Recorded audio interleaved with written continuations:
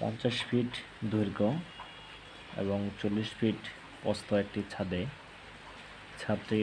ঢালাইয়ের থিকনেস যদি 5 ইঞ্চি হয়, এখানে কি পরিমাণ মালামাল বা কি পরিমাণ ম্যাটেরিয়ালস লাগবে আজকে আমরা এখানে হিসাব করে বের করব, এবং এই ছাদটিতে কত কেজি রডের প্রয়োজন হবে এই হিসাব আজকে আমরা বের করব। প্রথমে আমরা বের করব 50 ফিট দৈর্ঘ্য এবং 40 ফিট প্রস্থ এই ছাদটিতে কত কেজি রডের প্রয়োজন হয়েছে। রডের পরিমাণ বের করতে হলে আমাদের জানতে হবে মোট এরিয়ার ক্ষেত্রফল, আমাদের মোট এরিয়ার ক্ষেত্রফল এবং পুরুত্ব 5 ইঞ্চি, এবং আমি এখানে 1.5% রড ব্যবহার করেছি রডের একক ওজন। আপনারা কম সময়ের মধ্যে এইভাবে নিজেরা নিজেদের কাজের যে মালামালগুলো লাগবে সেটি পরিমাপ করতে পারবেন অল্প সময়ের মধ্যে। তাহলে ক্ষেত্রফল পেয়েছি আমরা 2000। ছাদের পুরুত্বকে যদি আপনি 5 ইঞ্চিতে আছে, যদি আমি একে 12 দ্বারা ভাগ করি তাহলে 0.41, এবং 1.5%কে যদি আমরা আসি 1.5 ভাগ 100, এবং রডের একক ওজন হলো 222 কেজি। এখন আমরা ক্ষেত্রফল গুণন 0.41 1.5কে যদি 100 দ্বারা ভাগ করি তাহলে আসবে 0.0015 গুণন 222 কেজি। তাহলে আমরা সবগুলো মানকে যদি আমরা গুণ করি তাহলে আসবে 2775 কেজি। এখন আমরা এই মানটি পেয়ে গেলাম। এখন কি পরিমাণ সিমেন্ট লাগবে এবং কি পরিমাণ বালু লাগবে হিসাবে আমরা বের করব। এখানে যে পরিমাণ সিমেন্ট বা বালু এই ছাদটিতে লেগেছে, আপনারা এই হিসাবটি আমি সহজেই বের করে রেখেছি।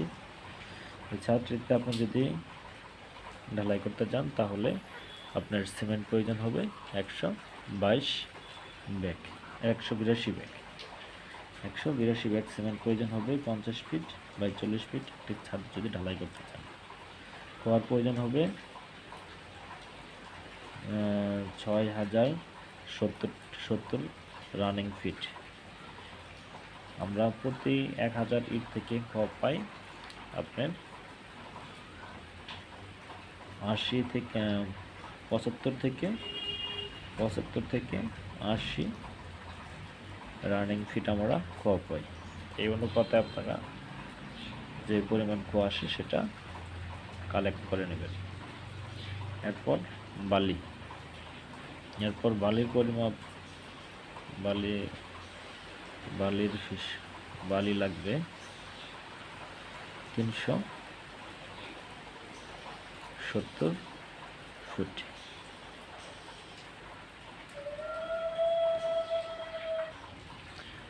তাহলে বালি পেলাম আমরা 370 ফুট।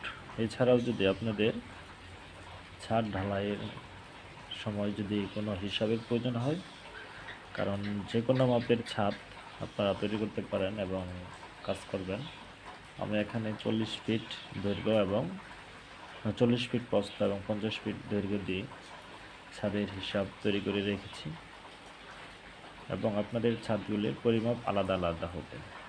যদি আপনারা হিসাব করতে না পারেন, যদি কোনো হেল্পের প্রয়োজন হয়, অবশ্যই আমাদের এই ভিডিওর কমেন্ট লিঙ্কে কমেন্ট করে জানাবেন। আমরা আপনার এস্টিমেট করে দেওয়ার জন্য চেষ্টা করব। ধন্যবাদ।